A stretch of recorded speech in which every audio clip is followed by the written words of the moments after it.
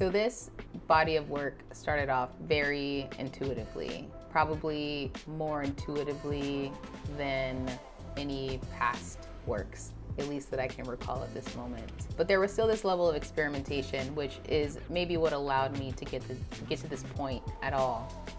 I started with a bunch of basketballs. I had been collecting basketballs primarily from thrift stores over the last several months, and during my solo show at iLounge a few months back, since I had to gallery sit, I took the opportunity to start working on this idea then. I knew that I wanted to deconstruct these basketballs. I started with maybe squares, but knew I wanted to cut those in half and do triangles. So that's pretty much what I did while I sat, was cut a bunch of basketballs. From there, I began to play with designs, shapes, layouts, until I eventually figured out where I wanted to go with that. And eventually I figured out I wanted them to be quartz. I wanted the theme to be quartz. It almost felt like a puzzle in a lot of ways, because not every basketball piece fit in the way that I wanted it to fit. And sometimes I had to rework the design based on how many pieces of a particular color and texture of basketball that I had. Like sometimes I would run out and I had to kind of reframe everything and redesign everything to make it work in the ways that I wanted it to work. And I'm not a huge puzzle person, so that was frustrating. I cannot lie, that was tough. After figuring out all of the designs and that I wanted 3 pieces, from there it was determining, like, how do I keep these things together? How do I keep them together in a way to be able to display them? That process of learning what to do, of reaching out to friends, of doing research, that started to lead me to quilting and the idea of quilting, and made me realize, like, this feels like quilting. And from there is when I began the research. Traditionally, quilting is often seen as women's work. A couple years ago, I worked on a piece called Vanjie, called Miss Vanjie.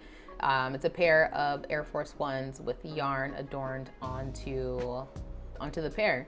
And that, I think, was the first piece that, thinking about materiality and women's work and all of those things as it related to my work, came about. So when this started to happen, I knew that it was another opportunity for me to think about that and for me to explore that.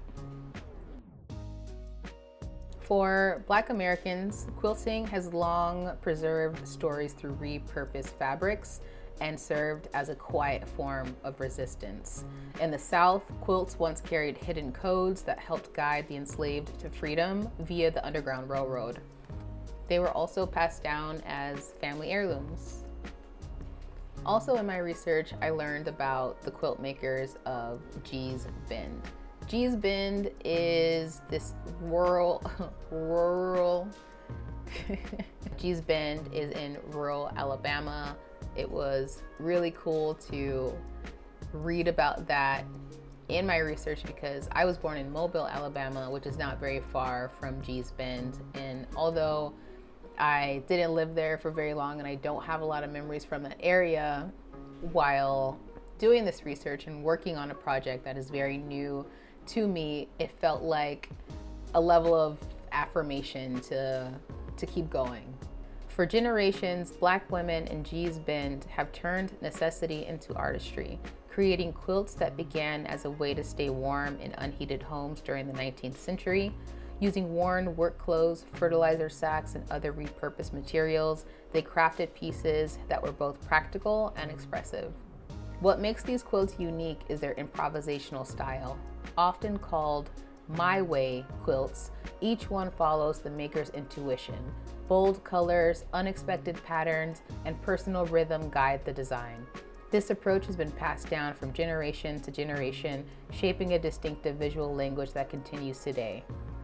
As I continued to learn about the women of Gee's Bend, I started to see parallels between their work and my process.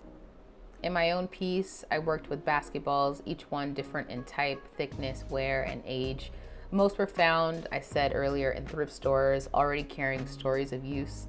and cutting them into shapes that fit the composition I envisioned. The scraps even had a place.